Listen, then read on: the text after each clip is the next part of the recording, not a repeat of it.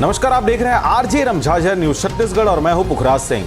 तिरुपति वेंकटेश्वर स्वामी के मंदिर यानी बालाजी मंदिर पर लड्डुओं को लेकर सियासी घमासान मचा हुआ है। जी हां, आपको बताएं कि वीएसआरसीपी सरकार में बदली गई थी घी सप्लाई की शर्त। तिरुपति लड्डू विवाद पर बोले चंद्रबाबू नायडू। आपको बताएं कि आंध्र प्रदेश के मुख्यमंत्री यानी एन चंद्रबाबू नायडू ने रविवार 22 सितंबर को पूर्ववर्ती वीएसआरसीपी सरकार पर निशाना साधा है। इस दौरान टीडीपी प्रमुख चंद्रबाबू नायडू ने आरोप लगाया है कि तिरुमाला तिरुपति देवस्थानम यानी टीटीडी द्वारा घी खरीदने की कई प्रक्रियाओं में पूर्ववर्ती सरकार के दौरान बदलाव किया गया था। इस दौरान सीएम एन चंद्रबाबू नायडू ने यह आरोप भी लगाया है कि पूर्ववर्ती सरकार के द्वारा बोर्ड में नियुक्तियां जुए की तरह हो गई थी।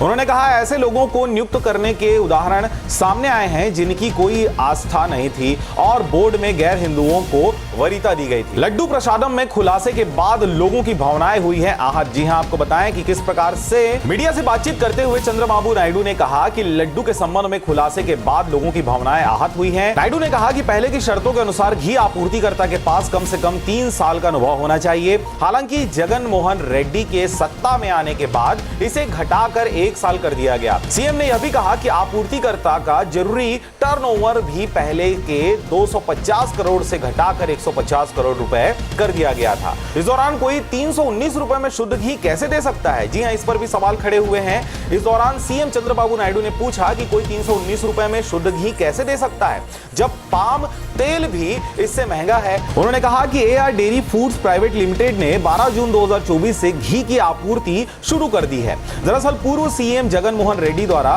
प्रधानमंत्री नरेंद्र मोदी को लिखे पत्र का जिक्र करते हुए नायडू ने कहा कि वीएसआरसीपी प्रमुख पत्र भेजकर पलटवार करने की कोशिश कर रहे हैं। खबर में आगे बढ़ने इससे पहले चैनल को आपने सब्सक्राइब नहीं किया तो कृपया चैनल को सब्सक्राइब कर लें और बेल आइकन दबाना ना भूलें।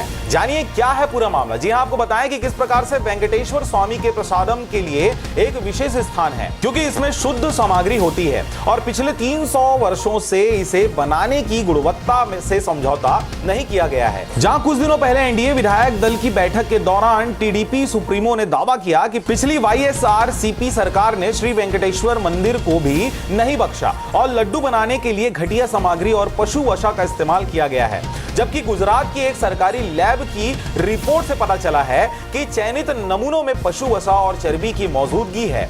साथ ही बोर्ड मिलावटी घी की आपूर्ति करने वाले ठेकेदार को ब्लैक लिस्ट में डालने की बात कह रही है। इस दौरान आप समझ सकते हैं किस प्रकार से प्रधानमंत्री नरेंद्र मोदी की बैसाखी वाली सरकार के 2 महत्वपूर्ण कड़ी चंद्रबाबू नायडू और नीतीश कुमार दोनों के ऊपर किस प्रकार से अब शिकंजा कसने की तैयारी हो रही है। जैसा कि आप जानते हैं कि किस प्रकार से बिहार में नीतीश कुमार के मंत्रियों के ऊपर छापेमार की कार्रवाई की जा रही है और वैसे ही अब चंद्रबाबू नायडू को भी लपेटने की तैयारी शुरू हो गई है। फिलहाल इस वीडियो में इतना ही है। आप देख रहे थे आरजे रमझाझर न्यूज छत्तीसगढ़। मैं था पुखराज सिंह।